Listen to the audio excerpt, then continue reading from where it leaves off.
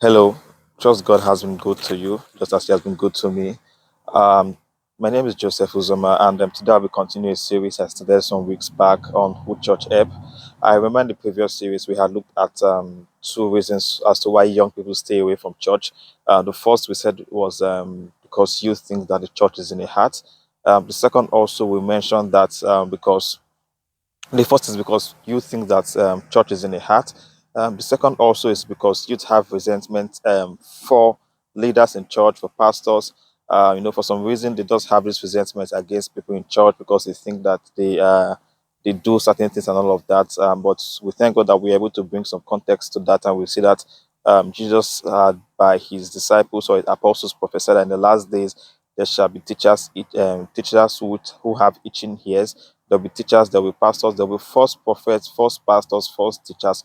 All of these are going to culminate unto the return of our Lord Jesus Christ. And today I want to look at another reason why youth stay away from church, or why young people stay away from church, and that is called offense. Offense. Paul was saying that let there be no root of bitterness springing up in us, and that we might not be defiled, and that we might not defile others also. So Paul was trying to say that bitterness can cause defilement not only of a person but of people around the person.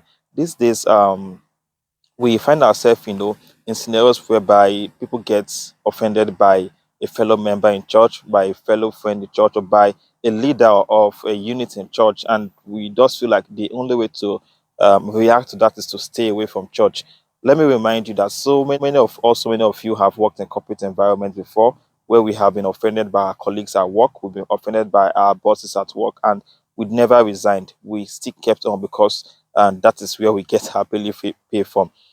In the same way, in the same way, how much more the church of God, how much more the house of God.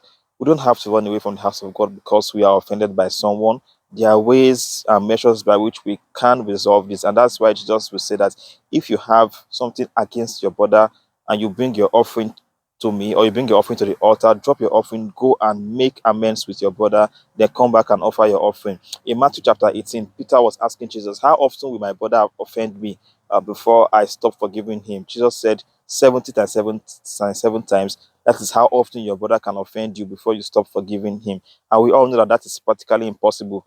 It's impossible for someone to offend you 70 times 7 times. That's quite impossible. What Jesus was saying is that as long as your brother keeps offending you, you are mandated as a believer, as a Christian, to forgive him. So today the topic is offense. Offense. Who are you offended against? Who has offended you in your local church?